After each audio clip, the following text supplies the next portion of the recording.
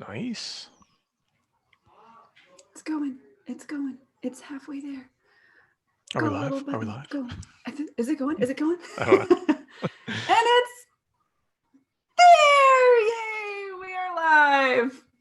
At last. We're live. Okay. Here we go. Make sure I got that volume turned off. Welcome to the Social Hour. My name is Nicole York. I'm a photographer, digital artist, and writer.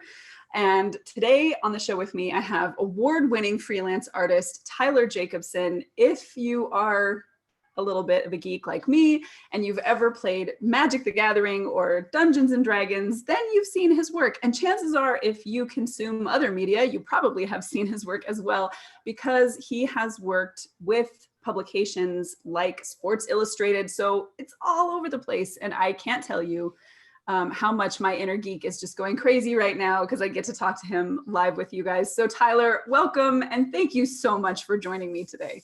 Thank you for having me. This is fantastic.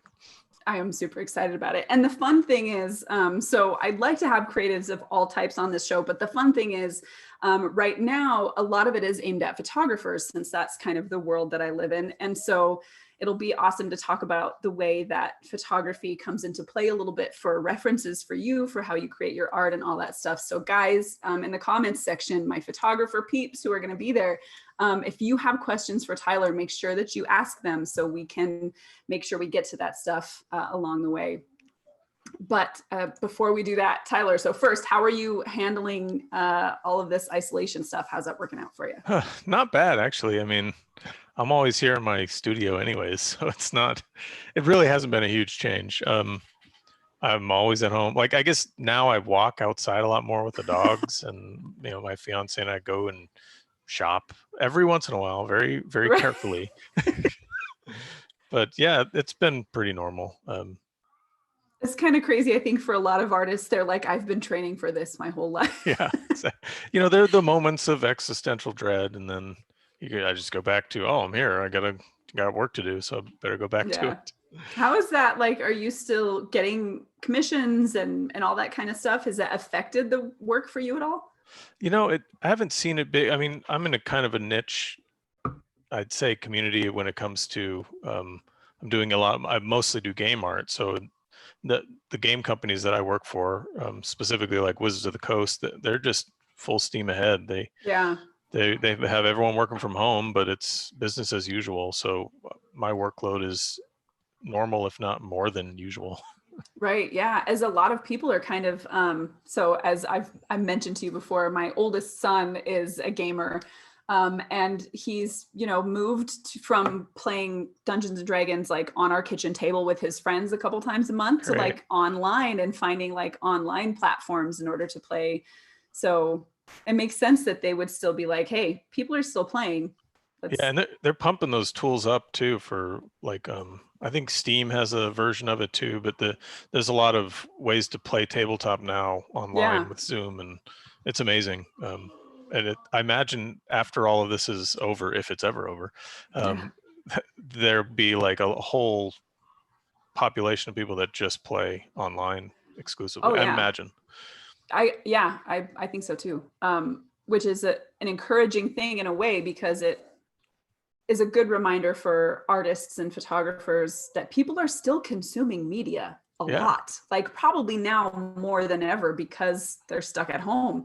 So you might have to innovate and change the way that you work, but those opportunities are still there if you know where to look for them. Yeah, and the technology is totally equipped to handle it. So yeah, especially now with things like photo bashing, and there are some artists that I follow that, half of their work is hand painted and then the other half is kind of composited in or done with photo bashing or other techniques to kind of like enhance the realism. And so and all of these like genre mashups. Yeah, there's a lot of that too, especially with visual development work for games. There's so much, when it comes to concept art, it's really good to be able to bash a lot of photographs together, and so you can get quick impressions of the vision that you're after. Yeah, that makes a lot of sense. Is that something now I know that at least all of the work I think I've seen from you is hand done. Do you ever do that for storyboarding or quick concepts when you kind of have to come up with things to show directors? Or No, for sure. Even I've done a lot of visual development, like concept art, and I'm mostly focus on character work or you know monsters. Right. So I tend to, but when I need particular textures or just a quick material solve, like I'll photo bash like crazy. There's nothing wrong with it, um, Yeah, and it's super useful for the tools that they're trying to work with. So sure. I'll do it. Even for sketches, though, sometimes if I'm sending in a sketch and I've already taken some photos of what I kind of want it to roughly look like maybe the figure's face or their hands, I'll just plop them in there. Right. It's the sketch. I'm not too worried about it. Sure, sure. It makes sense when you have to work fast, right? Yeah, absolutely. It's a huge time saver, and um, that's my philosophy on illustration. Is it's all about getting the job done, and most of the time in illustration, it's crazy timelines. So just Yeah, that's what I heard. Some yeah, people have a hard time hanging with the pace, I've heard. it can be daunting, and it can grind you down sometimes. But there's so many tools now. There's digital tools. There's like super great photography tools. Like using everything you have around you to get the job done is there's absolutely no shame in using any of the modern technology we have to get anything done. I am so glad to hear you say that because I think in the artistic community in general, kind of encompassing everyone, including photographers, there's a lot of these feelings of like, once you pass a certain threshold, it no longer counts anymore. So, like for artists, if you traced a thing, that's, yo, boy, you're in trouble now. Or for photographers, like once you start doing composite stuff, it's not a photograph anymore. And Yeah. people get like really protective of their spheres. So, I'm glad to hear you say that it's not an all or nothing thing. I mean, if you There, use what you can to get the job done. yeah, there's always purists, and that's okay. I mean, people work however they want to, but I've always been of the thinking like if you're making amazing images, and however you get to that final image, that's really all that matters. Like I don't care how you got there, and as long as you didn't like plagiarize someone else's work, Right, right, right, right. whatever you use to get to a really cool image, man, that's all that matters. Agreed. Because it's the vision that's important, right? Yeah, and and especially the arena of of fantasy work that I'm working in. It's all like fantastical art, as they say at Spectrum. So it's none of it's real. So like, who cares how you arrived at the final image? Right, right. Agreed. So we have a few people hanging out already. So we've Oh, got cool. Olga Tanyanyan Photography is here. Sandra says, hey, so excited to see this interview. Been following Tyler for so many years. So welcome, Sandra. Becca Bjork is here. Reality Reimagined, who has been hanging out with us quite a lot on these interviews, is here. So really excited to Oh, have you great. guys. Yeah, don't forget if you have questions for Tyler or if you have anything you want to say, make sure you stick it in that comments and we'll try to get to it as we go. So that being said, with bringing up photo bashing and things like that, um, that brings up kind of the initial purpose of this interview, aside from just getting to chat with cool people, which is I think that there's a lot photographers and artists learn from each other. And we don't always talk about the fact that these genres are so related. And so first, I would love to know how you got into art in the first place. And we'll just kind of segue into how photography plays a role in what you do. Oh, sure. I'll keep this a short story because Okay. it could be a very long one. I originally went to school for biology. I was a science major, and then Oh, cool. chemistry kicked my butt, so I gave up. It is Um, hard. and so I went. I was at Gonzaga University in Spokane, and they had an art program. So, but it was like general fine art, ceramics, drawing, sculpting, that kind of stuff. Right. So I just printmaking, everything. I took everything that they had, and after I finished there, I was like, I kind of want to. I don't really want to be a fine artist. Not that there's anything wrong with fine art. It's just it wasn't for me, and I really enjoyed comics and Frank Frazetta art and fantasy art. So I was like, okay, this is kind of where I want to go. I just need to figure out how to do it. So I went to the Academy of Art in San Francisco and got a illustration degree. And I think when I left school, I was geared towards illustration or visual development for games and films. And I ended up getting D&D work maybe like 6 months out of art school, and Wow. that kind of took me down the road of just doing primarily illustration for maybe 4 or 5 years, and then I started venturing into doing visual development, concept art for Magic the Gathering and D&D and a lot of those brands. Yeah. But yeah, So I mean did that's like you, kind of like the short version of it all. sure, sure. But did you always like, so I always consider fantasy the realm of geeky, nerdy people. Oh yeah, And it doesn't have to true. be, but I feel like so many of us live there, right? Is Oh that yeah. something that you always loved as a kid, or did you kind of develop that as you continued to work? Oh no, I've absolutely been a huge nerd my whole life. I mean, Yes. I High grew up, you know, five. high five. I mean, I grew up in the 80s and early 90s, so it was, you know, I mean, all those Jim Henson films like The Labyrinth and Dark Crystal and all those like really weird, dark, gritty. I think we were talking about before we launched in like some of the weirder, darker Disney animations, or like Sword in the Stone isn't necessarily dark, Yeah. but like Black Cauldron was really dark and weird, and Oh man. so The those Horn kinds of King was freaky as crap. I recall as a little kid just bawling my eyes out in the theater in Yeah. I don't know when that came out, 86 maybe or something. I was like 4 or 5. um Yeah. that was scary, but that kind of dark, gritty fantasy was my thing. It's always been. So tell me that you saw Legend and loved Legend, because I just 100%. need to know that Absolutely. that's true.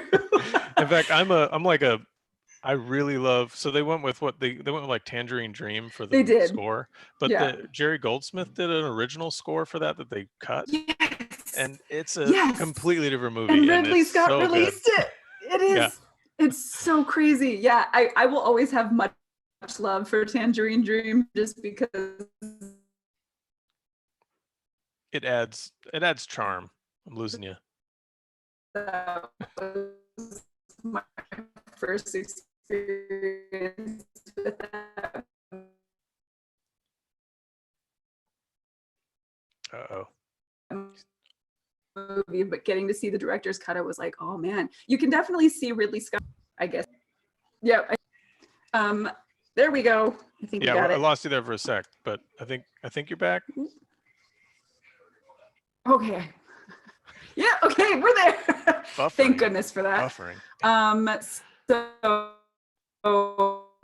So Sandra asks,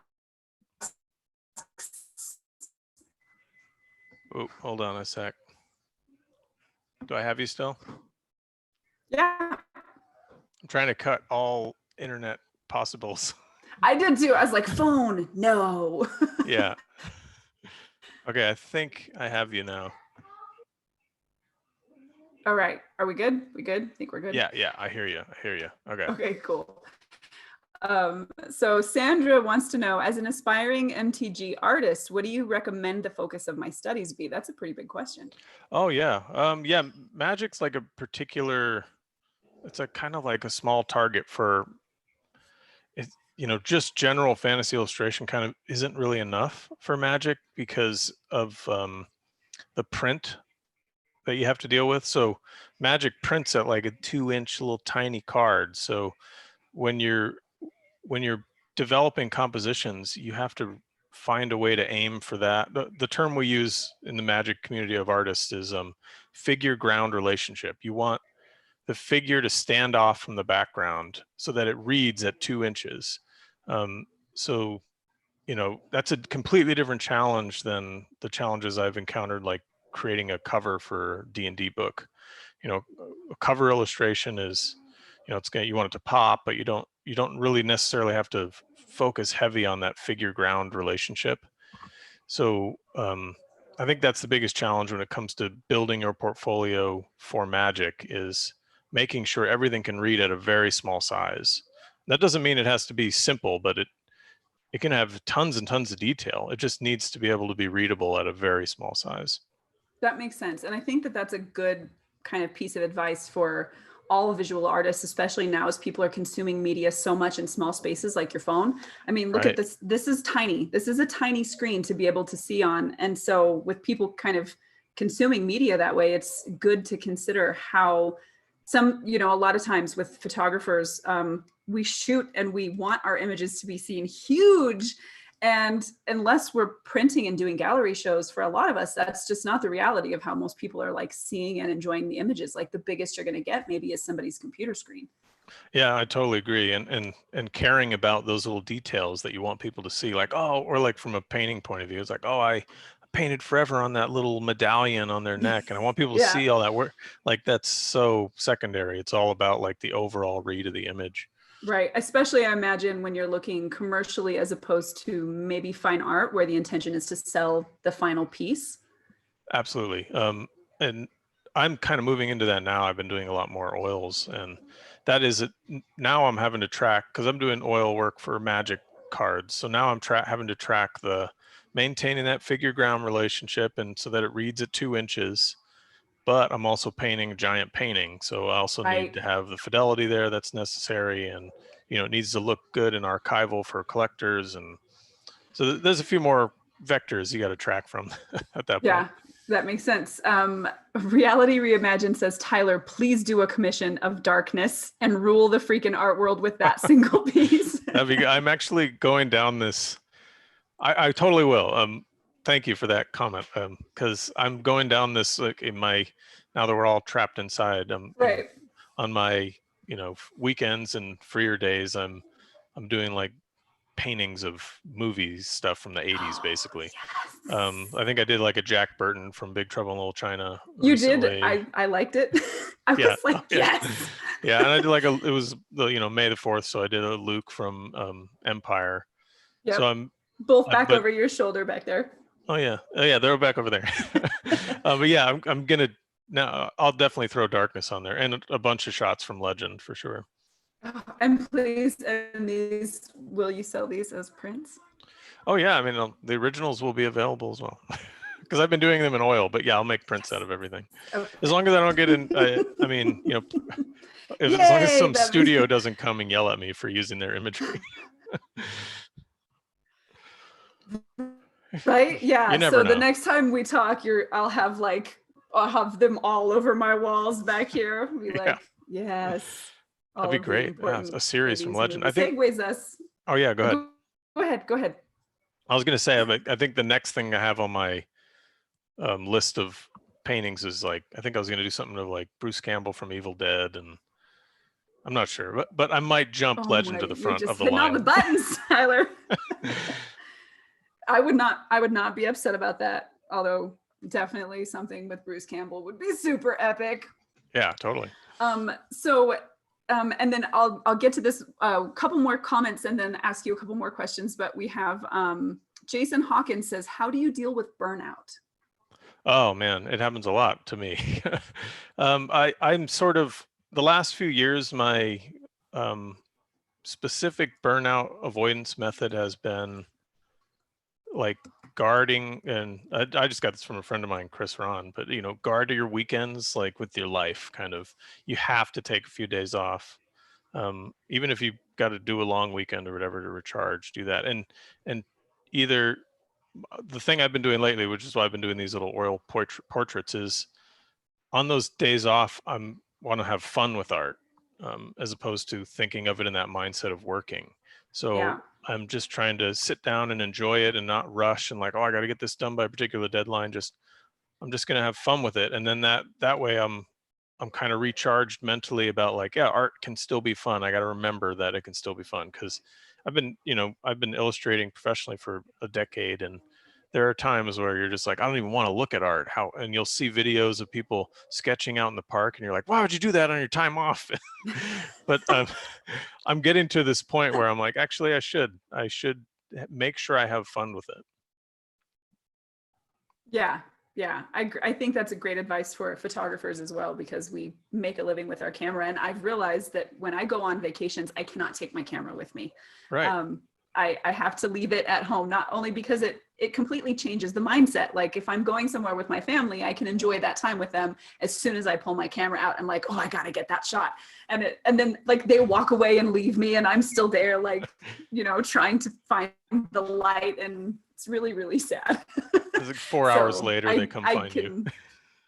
Right, and I'm still there. I'm like, it's almost where I want it to be. And then let's see. I mean, I kind of do a thing like People that. are really excited about this interview, Tyler. They're like, great. so glad that you're here. So I'm awesome. really happy about that. We're glad to have you guys. Yeah, thank you. Yeah, so, and then we'll get to this last question before we move on. I have Jacob, I hope that's how I'm saying your name. I have one question. How much time is Tyler taking for one art piece? And is there a difference in time between digital and traditional approaches? That's a great question. I'd say the time spend is probably the same. With like an oil painting, there's probably just maybe a day or more of like prepping the board you're going to work on. You know, you don't have to do that with digital. You just go right into it. So maybe there's that time difference, but there's not a lot of, I wouldn't say like it's super fast digital. You know, I wouldn't say that. It's not really true. For me, the way I paint, it's kind of the same time spend. But I think to answer the question about like how long it takes me, I'd say for one piece, like start to finish, maybe a week and a half, you know, a few days getting the sketch prepared, and a day or so getting all the reference you need gathered, and then maybe like a full week of painting it. So, but if it depends on the complexity, if it's like a big, huge wraparound cover, you know, sometimes that's a couple weeks. Right. That's actually a super good segue. Jacob, I hope he answered that question, but that's a super good segue into where we kind of talk about how photography plays into how you work. Because I think a lot of artists know this, that references are super important, but a lot of photographers don't really realize that that's a thing. And for some of us, we've had artists actually kind of co-opt our work a little bit. And we'll all of a sudden see a rendition of a piece that we've done in, you know, like Instagram or on Pinterest or something. Oh, well, that inspired somebody to, you know, to make some work. So how do you use photography in order to make the kind of stuff that you make? Great. So I think the way I would coin it from my method is I'm sort of like reference light or reference medium, as opposed to, I know some artists, they really go all out. And I have some examples I can show you of the few times I've gone all out on photo reference. But one thing I like to do is I like to have a sketch that has a lot of energy in it. And I find if I use a really strict amount of photo reference, my drawing or my piece will start getting really stiff. So I tend to use reference in a way that is informing the materials and the I guess lighting that I want to have, but I'm not sticking to it really tight because I still want to have a flow and energy in my own mark making in the piece. Right. So almost ultimately on a lot of images, the reference I collect is for the head and the hand, or head and hands. Hands are so hard. Because they're hard. They take a lot of time, and we know what they look like because we all see our own hands, and we all see faces and hands all the time. So if everything else in the image is really loose and not like super specifically referenced, but the head and the hands look really good or really believable, then I've found in my experience, like you can kind of get away with like a looser image as long as those focal points, because they end up being focal points anyways. Right. As long as they're nice and referenced. So that's kind of how I approach a lot of it. And then when it comes to everything else in the image, I tend to have a board of, you know, there's some programs, or you can just use Photoshop, where you just throw all of your reference for everything, you know, armor, weapons, materials, cloth, inspirational imagery, colors. I throw that all onto one big board and use that on the side. Right. And so that just kind of informs your decision making, I would assume, and then things like fidelity, so that you do kind of believe that what you're saying is right, like it's grounded in reality, right? Even though it's fantasy, you have to be able to suspend that disbelief.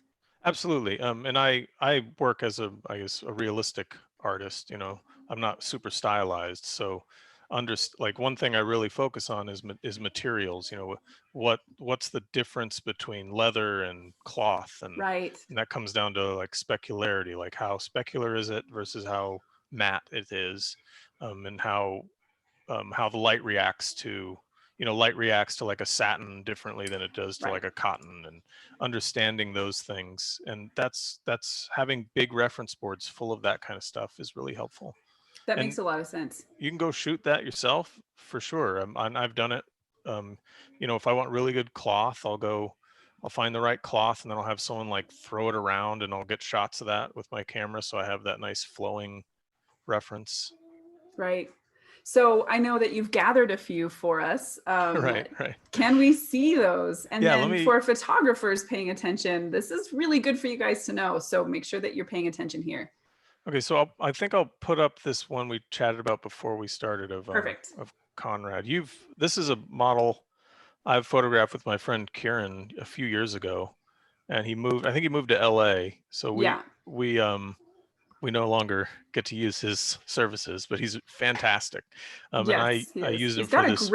great bone structure.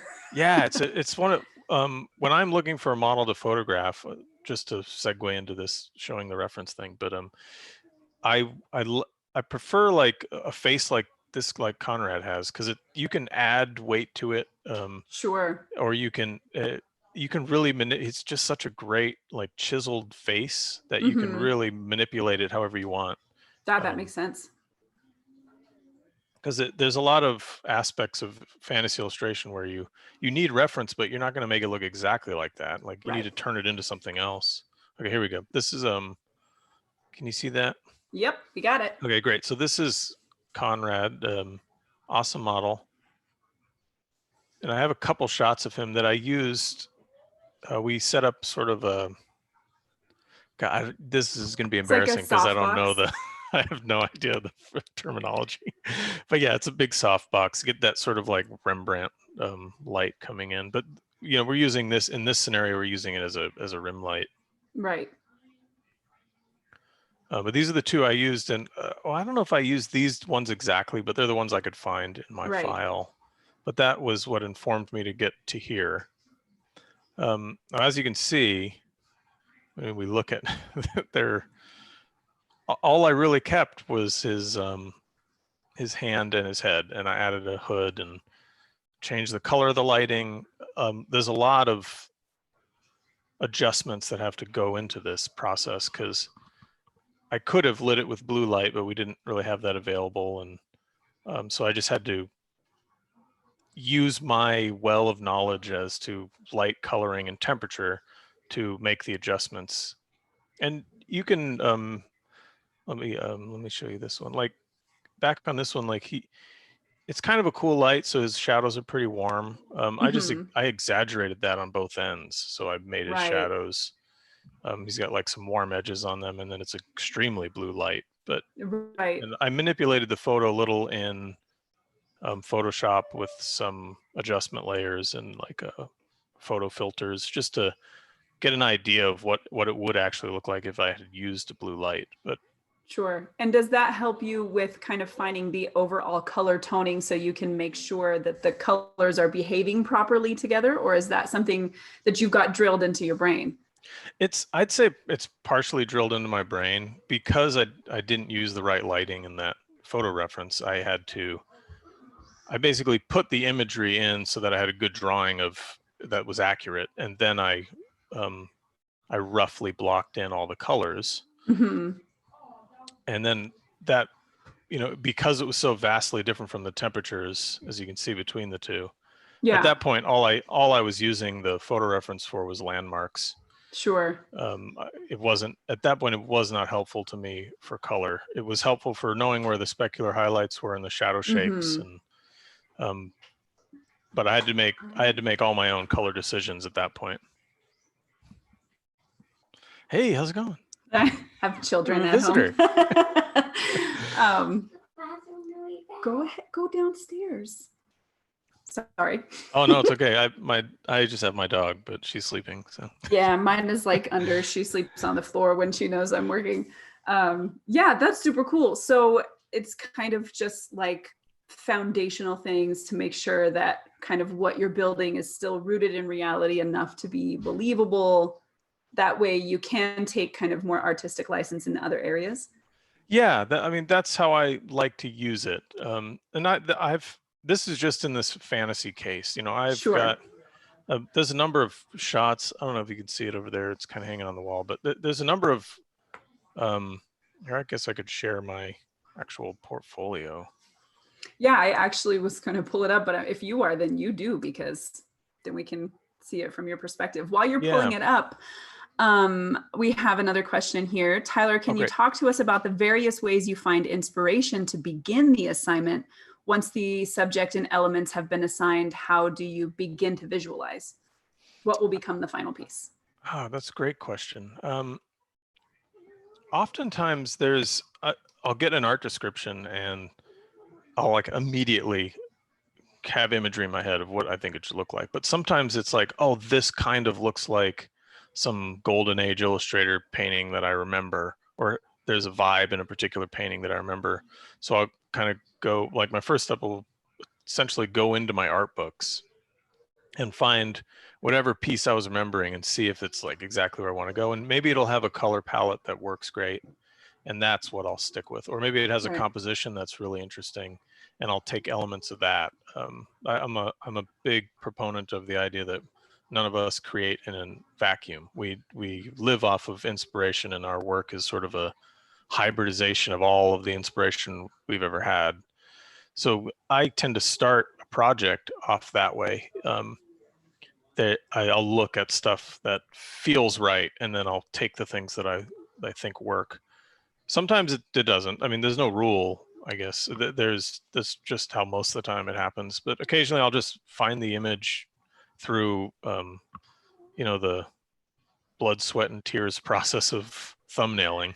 Oh, It's like, yeah. I can't figure this thing out. I'm going to do a million little sketches and thumbnails and get frustrated and not figure it out, and then eventually figure it out. So Right. that's another, I guess, inspiration process, is just grinding your gears until you actually get it into gear.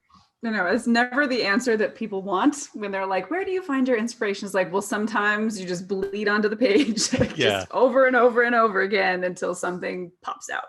There's no magic to it. It's just putting in the hours, I guess, is the best way to put it. I mean, I think you get to a point where you're drawing enough and painting enough that it becomes kind of muscle memory, or you have Sure.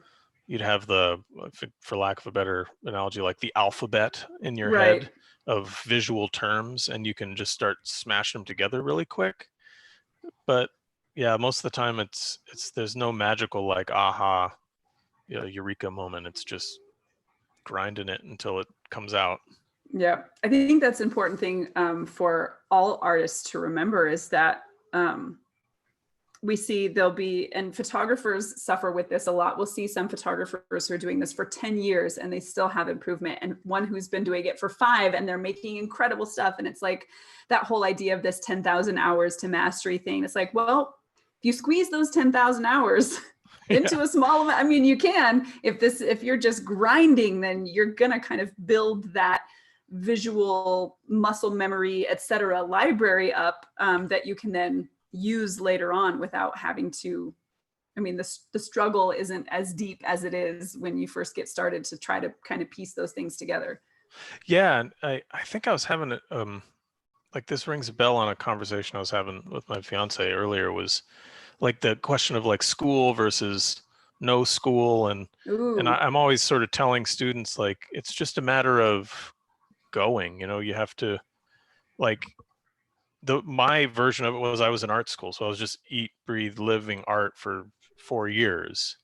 So if that's how you get your, I guess, 10,000 hours in, then that's what you got to do. Right. So it's sort of like you could either go to school to get that like complete focus, or just work I guess a boring job, and any time you have that's not at that job. You have to just eat, sleep, breathe art. So that maybe there's those two that you can find the road, but it is about putting in the time. It's like 100% about putting in the time. Yeah, agreed. So we have another question over here. Do you start your digital paintings in grayscale and add color? Your use of color is always so strong and effective. Oh yeah, absolutely. I'm almost always starting in grayscale because what's more important to me than the color is the value. I guess the term I use is like the value pattern, like the overall value of my skin is different from the overall value of this shirt. Which means that the brightest part of this shirt will never be as bright as the brightest part of my skin. And the same with the dark side. The darkest part of my skin, because it's overall lighter value, will never be as dark as the shadow side of this shirt. So I'm constructing an image with that in mind, that I want. That's why I start in black and white. I want all those values to be really strongly represented. And then I can add, once you have super strong values, you can just put in any colors. It doesn't matter. If and for people playing around with grayscale out there, try this. Like do an entire piece that's just black and white, and make sure your values are incredibly strong and incredibly clear. And then just in Photoshop, just drag a gradient of color over it as a colorized layer. And the image is still going to be as strong. It doesn't matter what colors you put on top. And you'll see how it just stands up still because the value structure is so strong. So that's why I start in black and white. I love that. Matt, I hope that answers your question. I think it probably did. But I love that for photographers as well, because it's really, really easy to get distracted for us by what's already in the frame, because we're looking at real world scenarios, right? Like we have a person and there's actual wind in their hair and there's all of this stuff going on. And so you can kind of control that value by, how you're lighting something, but there's always going to be things that that distract from that, right? Like you might really like the texture of a thing, but it's going to be so bright that it pulls the eye, or, different things in that scenario that might be distracting or mess with the value structure of the image.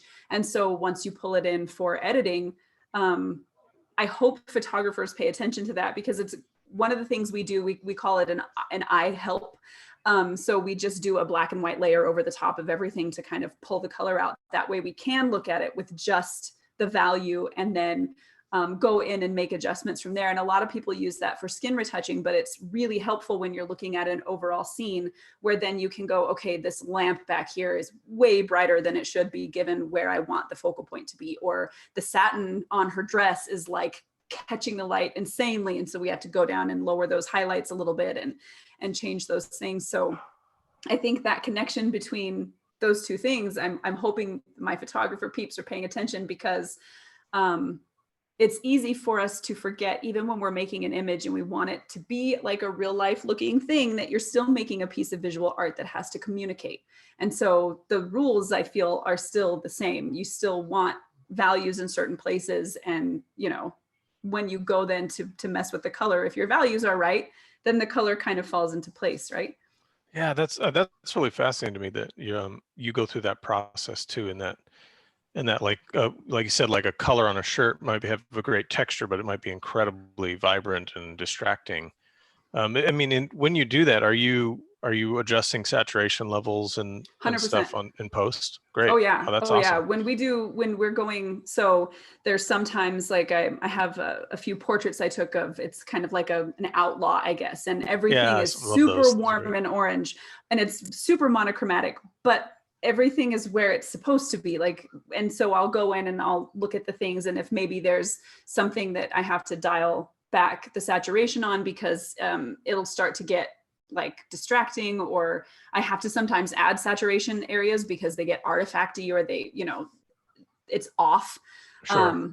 And so, yeah, all of those little things dealing with the saturation and the luminosity and all of that kind of stuff is definitely something we have to take into account when we're editing an image. That's great. Wow. I know you went through that level of adjustment. That's exactly what I end up doing. So it's great. We're working a similar process. And I guess I'd add one thought about working monochromatically is like color is like a bonus. Maybe you come into this with photography as well. Like color is the last bonus end. Like the image needs to hold up compositionally and through value first, and then you think about color on the tail end. And I imagine in photography you kind of are working in a similar way. Like you just want the values to stay strong and the composition to be strong, and then whatever color is in the tail end is a nice bonus. It's interesting because photographers a lot of times will approach that in really individual ways. So I am very much a light person. That's where most of my focus is in photography, is light and form. And then color comes in, like you, color for me comes in afterwards. But a friend of mine who is an absolutely stellar photographer, a huge part of what she focuses on in her imagery is color. And so her name is Kate Woodman. So if you guys want to go look her up, please do that. She's amazing. But she even has tutorials for photographers on color theory and ways that you can use color to enhance or to speak to or to help interpret an image. Great. So for her, color is a huge part of what she does. So yeah, I think for photographers, it can really depend. I think especially because we have to work starting in color because the scene in front of you is in color. Absolutely. So, okay. It starts there for us. But for me, I've noticed in a lot of my editing, I'm not looking for realistic colors. So sometimes people who are very old school in photography will be like, your white balance is off. Like, no, everything's green on purpose. Like, yeah. I realize that skin tones don't actually come in green, but I like it. So yeah, sure. And yeah. then, well, when it comes to like illustration, skin tones can, when you're painting them, skin tones can be any color. It all depends on the light. So it's fun to play around with those things and manipulate the colors. Yeah, for sure. I think the person who asked the question, I forget their name, but it was Matt, about my vibrant colors. And yeah, that is a whole other step. Like I am focusing on grayscale first, but I will, like, getting nice, really intense colors. I'm stepping outside of like realistic colors most of the time. I'm exaggerating in a almost like impressionistic way, I guess. Sure. Or expressionistic way. But yeah, so I don't know if I have a great answer for that. I do start from grayscale though, just to go back. That's where I start. Right. So, and that's interesting because that kind of leads me to one of the questions I wanted to ask, which is when you are constructing an image, where is your initial focus? Because one of the main things that we talk about for photographers is we want them to think about story. And when they're putting an image together, why are they doing it? And what is it communicating? And how do you want the viewer to interpret or kind of, I always think of it as like a discussion, like how do you want them to engage with the image? And so we encourage them a lot of times to make sure that they're being intentional, because a lot of times with photography, it's a little bit different in that there can be a thing there and you're like, oh, cool thing, picture, right? But those tend to lead to like the feeling of a snapshot. Whereas with art, painting or drawing, even sculpture, you kind of have to, since everything that's in there is something you've put there, which means that intention kind of is part of the process, right? So for you, when you're building, how does that come to be? Like, what is I feel like I've blundered all of this question. No. But as you're building, like, what are the most important parts to you as you're putting together an image? Yeah, I mean, I'm approaching it from a couple different angles because it's typically for fantasy property and there needs to be a story in there, and there is one because I've received one in the art description. Right. So I have to find a way to tell that story with like a strong compositional base. So I tend to start from a really nice composition, like a very eye-catching composition, and then I work the story elements into that. And that can be through like implied lines or, lost and found edges, or it's like a matter of leading your eye through the image through like stacking lines in a particular way. Right. So, but I tend to focus on starting from a compositional philosophy of like the area of highest contrast is where you're going to look. Right. And that contrast can be light and dark. So the lightest lights next to the darkest darks, will be high contrast.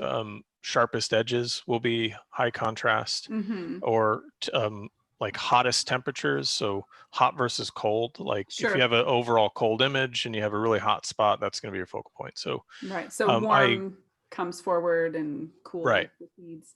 And you can reverse it too. Like if the whole image is really hot and you have a really cold spot, that tends to be a focal point. So I'm playing with all of those, but I tend to play with the temperature one last. And I tend to start with, I want my area of highest contrast to be the focal point, and then I'll build the rest of the image around that.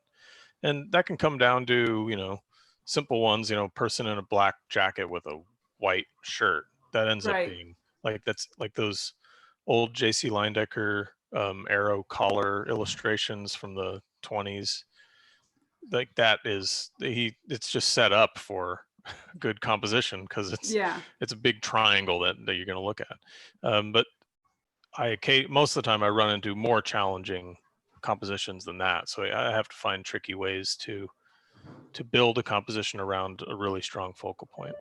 Right. That makes sense. And so for you, when you're building a composition, do you have any philosophies that you find yourself like deferring to or falling into often? Some people will, talk about leading lines or the rule of thirds or the golden ratio or anything like that. Is there anything that you've found a preference for when you're creating a composition?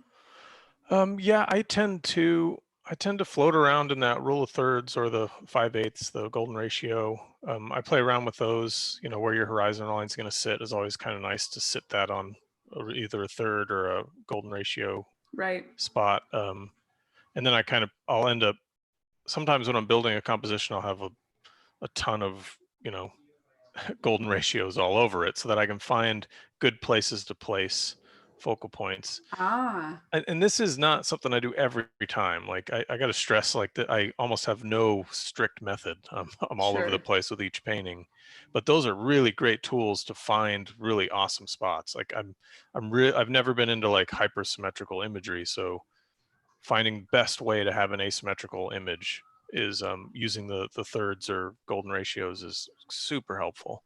And if anyone out there is like trying to master compositions, just play around with those to start, and that'll get you in a great place because there's no way to do them wrong. That golden ratio is so burned into our visual evolution that we just see it, and it's great. It's like, oh well, that looks right to me. Yeah.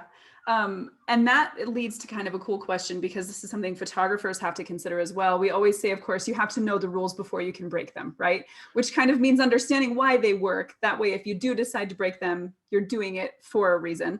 100%.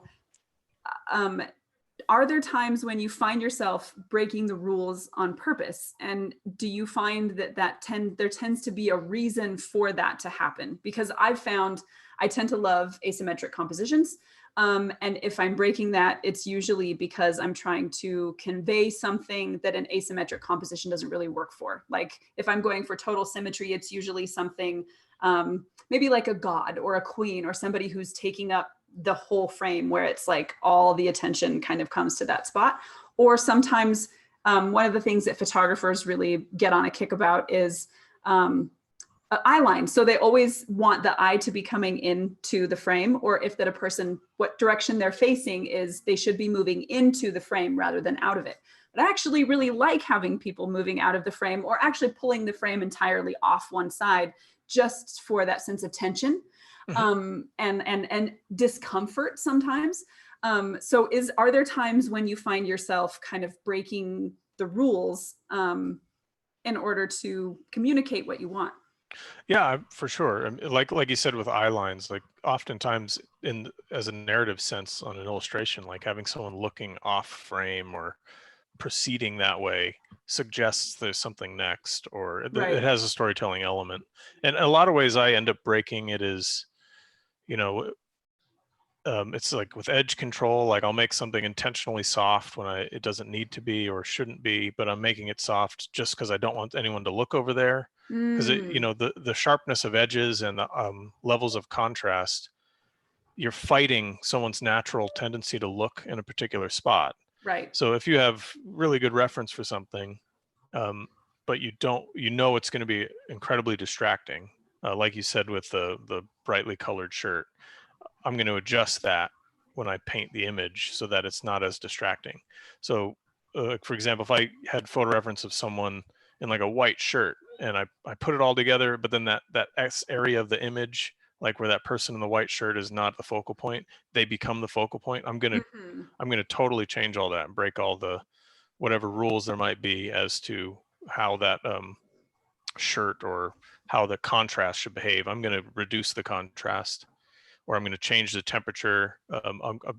I end up breaking rules all over the place just because you need to in order to guide the eye. And like you said, understanding why you're breaking those rules or understanding why the rules exist allows you to manipulate. It's a terrible thing to say, but it allows you to Well, manipulate it's the true. viewer. It's true. And I don't Yeah. think we should shy away from that because all art is manipulation. I mean, Right. we're always, if a human is a piano, we're figuring out ways to play those keys, right? And that is, if we're trying to communicate happiness or loss or wonder or whatever it is, there's keys that in our psychology and in our evolution, the way that we're built, that we're tapping into anytime we make art. So I think that's a totally fair way to summarize that. Yeah, and musical composition is a great Mm-hmm. analogy because it's just sounds, but you're putting them in the right order so that people hear it as something good. Painting an image it's just shapes and color, but you're putting them in a particular order that it looks correct. Right, right. And so, kind of trying to keep this somewhat related to how art and photography kind of play with each other. Um, do you find yourself, or how often do you find yourself using photography and not in the individual references? So if you don't mind, could you pull up, I know you had a couple of the examples of smaller references that you might Yeah, use, such as absolutely. like a hand or a piece of clothing or something like that. How often do you find yourself actually looking at full-fledged, completed pieces of photography as inspiration for things you're making, as opposed to some of these smaller pieces that you have? So it happens quite a bit. Um, well, I guess let me show the little smaller pieces first so that it Yeah, makes, I guess, has context. Like this is like a little Hot Toys model that I have, right. and this is me just getting blue lighting reference.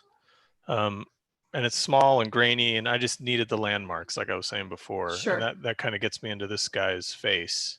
Mm-hmm. So you can kind of see the similarities where I was just using this as like okay, so the shadows are orange and the light Uh-huh. itself is this sort of cyan blue, Right. Can you and I'm hang out right here for just a second? Because I think this is such a great example of a few of the things you've already talked about, and maybe one that photographers can take as well. So, what you've got here is, you mentioned before how the hand and the face need to be right, right? Like those yeah, things need to be right. And then the areas in between are a little less defined and a little bit softer. So you effectively have two separate focal points, right? And for photographers, we work a lot in depth of field. So, and that's something we cannot create. Like we are either focused on one area or all areas at once. So I kind of would like to use this as an example for photographers to think about that. If you have an area of the image that's less important, maybe consider playing with things like blur or other things in order to drive the eye, because we have this thing about sharp images, which photographers just lose that. Like if you can get, like they say it's like tack sharp, right? Like if you can get a lens or something that's tack sharp, they love that shit. And I don't really care. My right. point is relative sharpness. I'm more interested in relative sharpness. But I feel like there's a really great example of that here, where you still have so much impression of what's happening, and there's only a couple of areas where everything is, in photography terms, where everything is in focus. um, and I hope photographers will kind of look at that and take that to heart in a way that they might be able to use in their own imagery, because it's so powerful in controlling where the viewer's eye goes. Yeah, and it's I 100% agree. It's something I love to play with, and I'm not a photographer, but in illustration, I can mess with blurred edges and edge control like crazy. And this is a good example. It's quite soft all over, Mm-hmm. and then the focal point's kind of right in the middle there, but then there's a hot spot next to it. So this kind of little triangle of focus, and then everything else is either noisy or soft. Right. or it's kind of fading into a purple, like, which is sort of neutral compared to this really intense blue and this really hot Mm-hmm. orange. So I'm playing around with all of those aspects to keep the viewer in one space, in the space that Right. I want them to see. And then that foreshortening really comes into play in that sense that he's coming toward you, and there's that an immediacy there. Photographers don't use as often, I feel like, as other art forms. Oh, sure. The like the almost like comic style, Right. what would you call it? Fisheye lens sort of Mm-hmm. Yeah, like a wide saturation. angle and that kind of foreshortening. Yeah. Hmm. No, totally. Okay, yeah. Let me. I have some other ones that are just sort of examples of. I needed to grab reference. I do this a lot, just me, my own hand or something, Mm-hmm. just because I want to get what the rim light looks like, and then the hot light from the side, and how those temperature shifts. These help me inform me, even though ultimately I'm going to end up changing most of these colors. Right. It gives me landmarks to work from, like I mentioned before. Do you look for that? There's a piece. I'm gonna lose. Do you look for that subsurface scattering when you're like it always seems to be a magenta color almost? Oh yeah, I totally do, and it's one of my favorite things to mess around with. Did I use it as a? I don't know if I have an image up for it, but maybe I do on my portfolio. I love having light come in through like somebody's ear, or Mm-hmm. passing through membranes. I just love playing. Like, this is a pretty good, like, she's full of tons of subsurface scattering because she's like a mushroom lady. So she's got lots of thin membranes, and they get really hot as they come Right. through there. But yeah, And they'll it's push into that magenta, or depending on mm-hmm. how thick the membrane is, it may end up just being a warmer tone. Right. And it's so interesting to me because in photography, that's something we try to avoid like the plague. It's like, Oh, really? yeah, I because love it. because they it ends up being so distracting because oftentimes, at least not as much in narrative photography, I would say, but in other genres, you want the focus to be on the face often. And Sure. so you have these glowing ears or this hand that's almost on fire and you're like, oh no, Yeah, they're and gonna I look in mean, the wrong place. I can totally see that being a crazy distraction. Like, I see it. You see it most of it in cinematography and films, where that rim light's so intense that, and if it's like blue lit up front, you have this blazing hot ear. Hmm. I can see that being a crazy distraction. Yeah, so a lot of times you're using kind of these smaller references that just help you like maintain form and shape and things like that. More Right. more so. So here's another example of that, like, it's me getting head in hands again, which I tend Right. to like to get. But this was also challenging because it's this veil, and the veil has, it's it's translucent, so there's a lot of light coming through. There's skin tones coming through.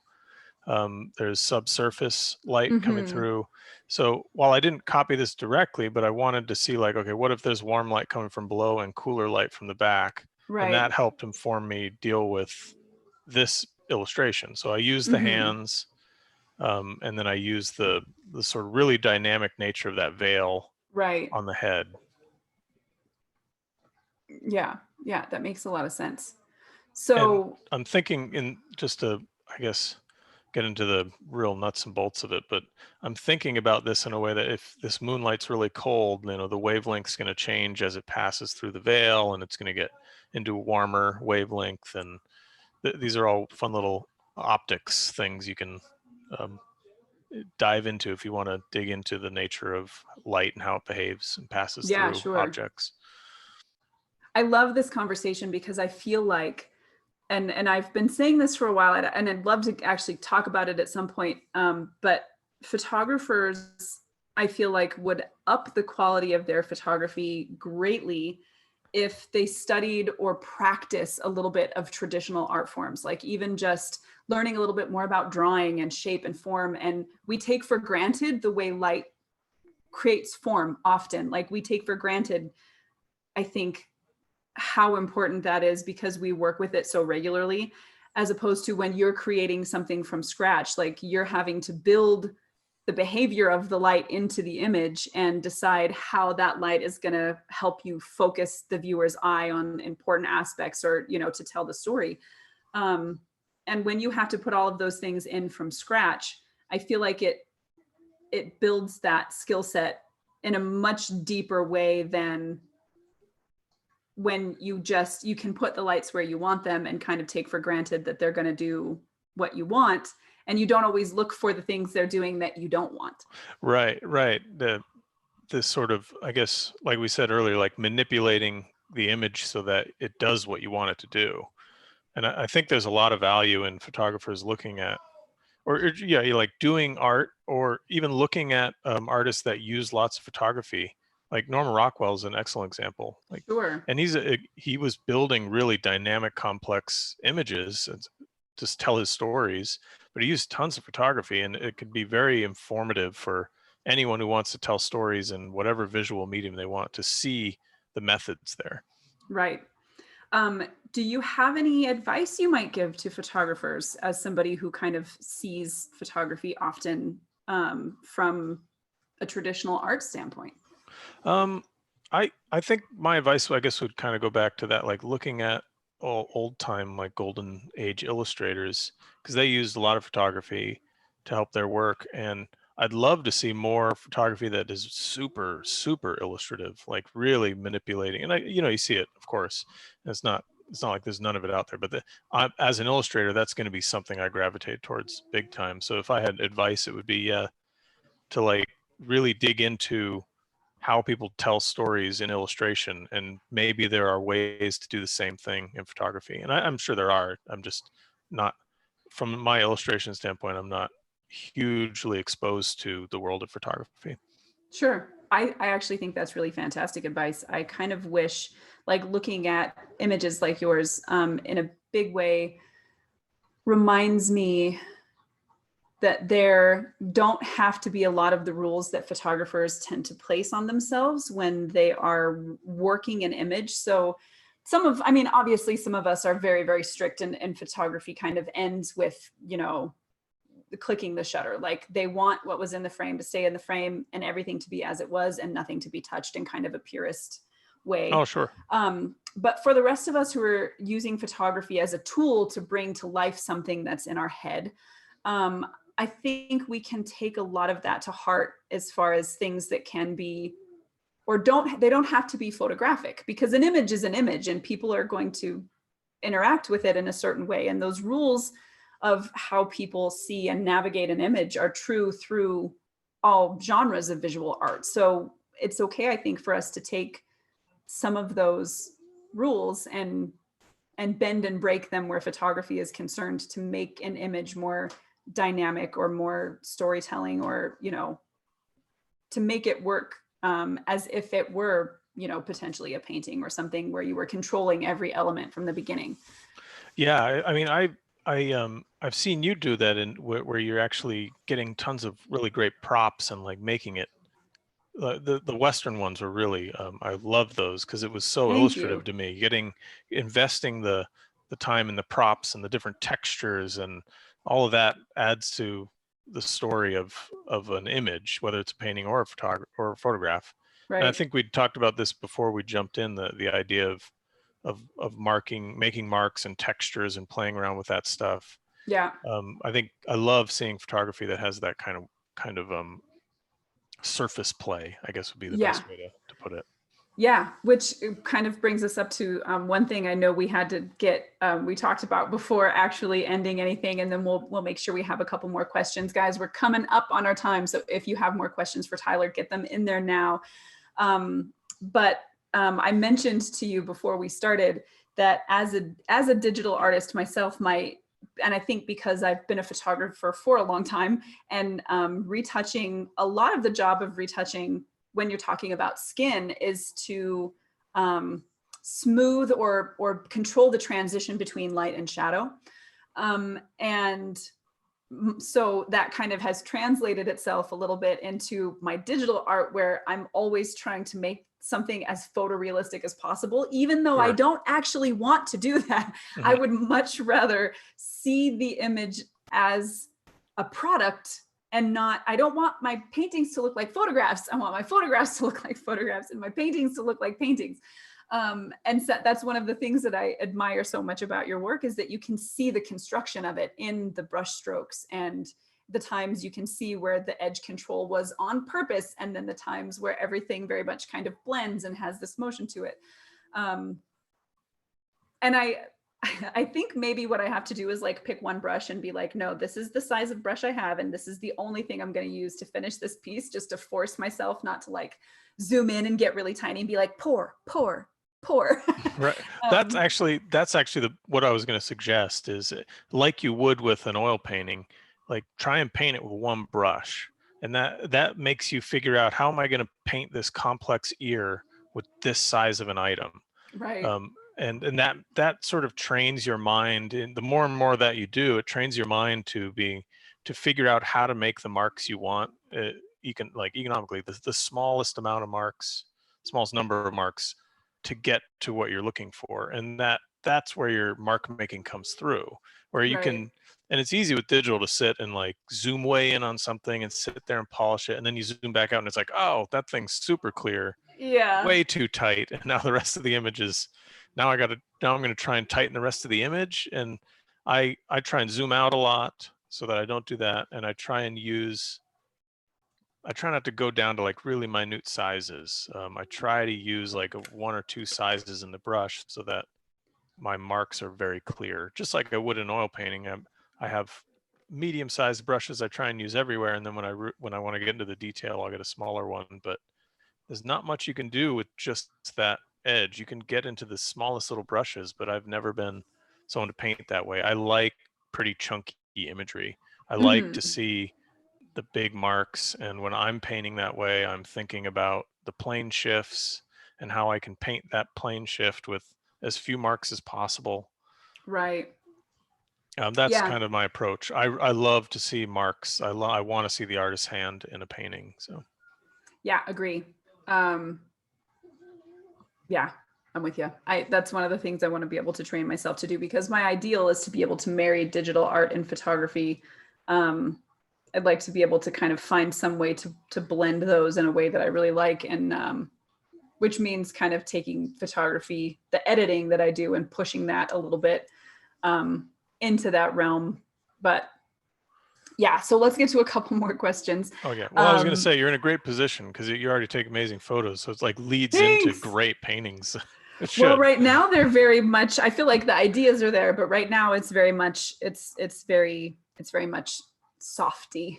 Like everything looks like it's airbrushed, and that's not the life I want to live. So oh, no worry. I mean, just try that out. The thing I mentioned, like just use like one or two sizes if you're going to do digital, and see if you can make it all that way, and let it be messy. Don't fuss over it. Like just let it be messy, because when you look at those like old master paintings, from the late 1800s, and you zoom way in on them, they're pretty messy. It's the composition that comes together when you stand back from it.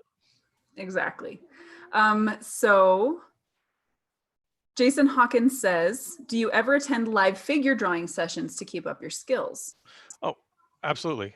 I haven't in a little bit, but I used to have a regular one on Sundays, and we'd paint for a few hours, and it goes back to that taking time off kind of thing. It's good training. It's great to paint from a model, a live model. It's always excellent. And it allows you to just kind of have fun. Like, I'm going to paint for these few hours. I'm not going to stress about it. It's going to be meditative.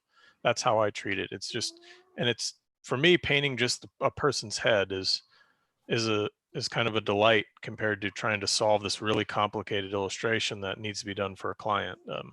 It's just fun playtimes. Like, all I have to do is worry about making sure I can paint the face right here. That's all I have to worry about. I like that. And Reality Reimagined says, oh, hands down, my retouching has grown so much over the years by studying the teachings of traditional painters and artists. So right on. I like that. Oh, great. That's awesome. Great. And Matt Duckett says, do you have any tips for us aspiring illustrators for working with art directors and briefs and building portfolios for things like MTG or D&D? Well, if you want to build, so my advice on building a portfolio, it seems like that was the main focus of that question, but I think so. Yeah. Aiming specifically for like the yeah, fantasy realm. Yeah. my advice on that is target your portfolio. So if you have the opportunity to sit in front of a Magic art director, make sure you have prepared a portfolio that looks like Magic work. Don't show them all your sketches or visual development type stuff or schematics or big giant illustrations. Like, make sure that everything in there, even if you have to do samples for it, make sure all of that looks like it could sit on a Magic card, because then they don't have to do much thinking. They can look at it and be like, yeah, this fits on my product, go. Same for, like, D&D is different, so you'd want a different portfolio for that. Like, really target it. If you want to do concept art, have a concept art only portfolio that you show them. If you show an art director a portfolio that's going all over the place, showing your schoolwork, your practice, your concept art, your illustrations, it's just too much for them to take in, and they're not getting an idea that you can solve their problems. So you want to show them right away, do your research and show them work of yours that looks like it fits in their brand. That's the best way to do it. I've seen so many portfolios that are just, it's like, they put everything that they ever did into this portfolio. And I understand we're all precious about our art and we want to show all the work we've done. But even if it's only 5 really good pieces, cut everything else out and just show those. I think that's great advice. That's something we have to look at as photographers as well. It's very much the same for us, where if you're going to, if you're going to see a magazine editor, then you need work that looks like the kind of work they publish. Yeah. So yeah, because there is something about decision fatigue. There's only so much that you can look at and focus on. And once you start to kind of pull attention away, it's the same with a painting, right? Like, you have a bunch of things happening in the painting that are pulling away from the point. Pretty soon, the point doesn't matter anymore because everything else is distracting. Yeah, So, it gets a busy portfolio, just like a busy illustration. No one wants to look at it. Yep. And then Reality Reimagined says, so sorry for the chump question. Do you play Magic the Gathering? And if you do, what's your deck colors? I don't anymore. I definitely played, like, when it first came out, like Unlimited, like after Alpha Beta, but I just don't have the time to play anymore. But I think back then I was like Black Red or something like that. It's a pretty intense game, isn't it? I mean, it's pretty involved. Yeah, it's like chess 10,000. It's crazy. Right on. So I know we've gone over our time just a little bit, which is really easy for me when I'm having conversations that are so interesting, because I feel like I could keep asking you questions forever. Go for a whole other hour if you want. I know, right? Let's go. But just to kind of close everything off, a big part of wanting to do this, especially in writing articles for things like F-Stoppers, is I'm always looking for ways to kind of help photographers grow in their craft or give them things that they can learn and use. And I feel like having the chance to talk to someone who makes their living creating images is valuable, especially when you're coming from the perspective of having to build the image from scratch, and everything that encompasses the image is something that you've had to put there. And so I hope that photographers have kind of paid close attention to the way that they can take those lessons and then apply them to their work. And I guess my last question would be, what is it that you think makes a strong image? Not just a photograph or a painting, but what is it that makes it a strong, compelling image? For me, it's I'd say a couple things, but it's like this immediate emotional reaction that I think I tend to love an image more than any other image, is when I get this intense, like, whoa, like this immediate emotional response, and then I start to see why I got that based on the principles I know about illustration. So that ends up, like, if I'm looking through a big art collection, like a Spectrum book or something, and I get like an intense hit from a painting, those are the ones I love the most, because then I start to go down the rabbit hole of figuring out how they did that. How were they able to hit me emotionally before they were able to hit me with just my knowledge of the principles of Right. composition or color. Like that's the most successful, and that's a tricky one to even pull off. I feel like I've managed to do it on accident a few times. Is there something that you think, or have noticed maybe works for that? Something that drives home that kind of emotional connection? Any particular strings you might be able to pull that off? Yeah, I think most of the time when I see an image like that and it hits me, and then I start digging into it, it's a couple different things. It's like it's a beautiful, like, it's most of the time they're playing beautifully with sort of value structure, and how the image will transist, like it will sort of, it's not the right word, but it'll like transition from the bottom to the focal point through value, and it's so subtle, this really, really subtle gradient. um, when people manipulate values and like really close value structures like that, that really, that gets me. There's so many artists I could name, but like Brahm is exceptionally good at that. A friend of mine, Chris Ron, I've always loved the way he's able to play with that subtle value shift.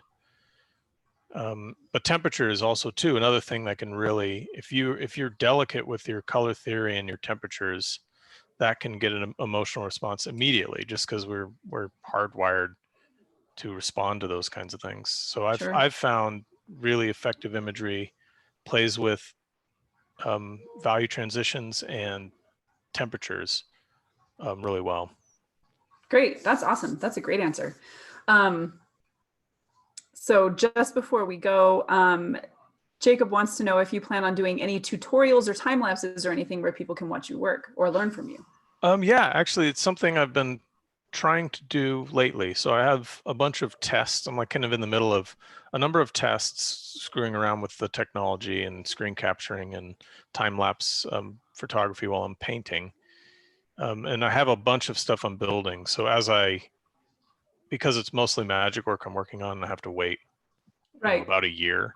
The ones I've been messing around with, I probably can't really show for another 6 months or so. But that's stuff I'm actively working on and hoping to put out a bunch of tutorials in the Right next on. few years or so. Nice. So you heard it here first, guys.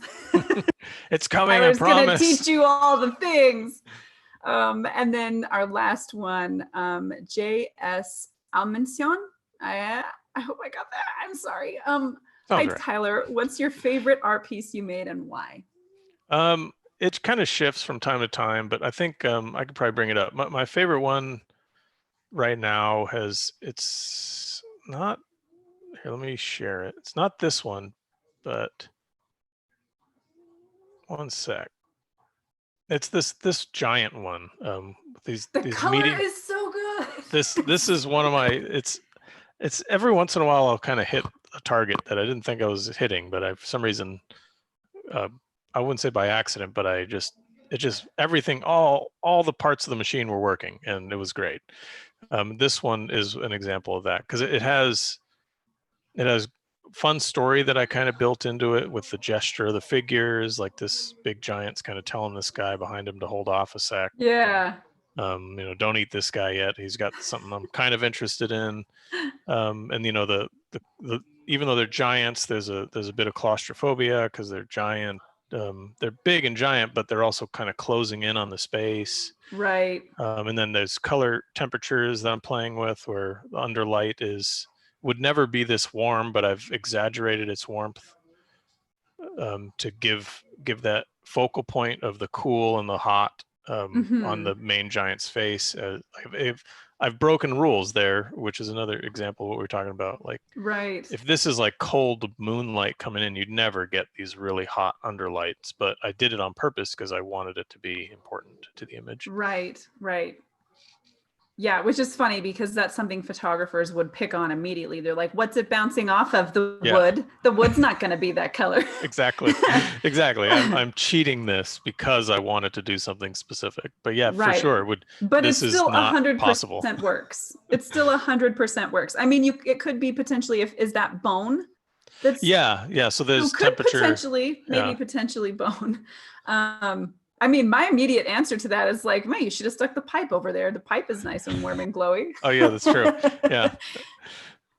I love that. Yeah, this is one that always comes to mind too when I think of your work, because aside from the fact that the values are so fantastic, the use of color is just right because it's just enough. There's those pops that just pull you right there immediately, and you can actually see on the giant's face your use of like edge control and texture and all of that stuff go from like very hyper texturized in the front to getting back down by his ear and to the back of his head, and then everything is much softer and kind of blurs away into the distance a little bit. And yeah, it's a one image masterclass kind of on controlling the viewer's eye. Thank you. Yeah, and as you said, well, color-wise, it's mostly a bluish violet image, and so those hits of red and heat in the middle, you get a nice blue orange split color complement, and it just kind of falls together. Yep, love it. Right on. Thank you. Okay, so I'll say goodbye to you after we end the live stream, but closing in on everything, it sounds like everybody is super excited and they were glad that we did this. They're Great. looking forward to your eventual kind of educational output, so that's awesome. Everybody in the chat and everybody who's watching, thank you guys so much for joining me. I've been looking forward to this for a while. As soon as I started, I was like, oh, I hope Tyler will do this. Thank you. So I'm really glad that we got to do it. If you found this helpful or interesting, please go ahead and like and subscribe and maybe share this. I'm really working hard to get amazing creatives on here so that we can just have awesome conversations, but also hopefully in a way that you guys can take away valuable information from it. So all of Tyler's information, links to his website, his Instagram, etc., will be in the description after the video finishes rendering. So be on the lookout for that. And thank you again for joining me on the Social Hour. Tyler, thank you so much for being here. Thank you so much for having me. This has been awesome. So yeah, I enjoyed it very much. All right, so I'm going to go ahead and end our live stream, and bye, everybody. Bye-bye.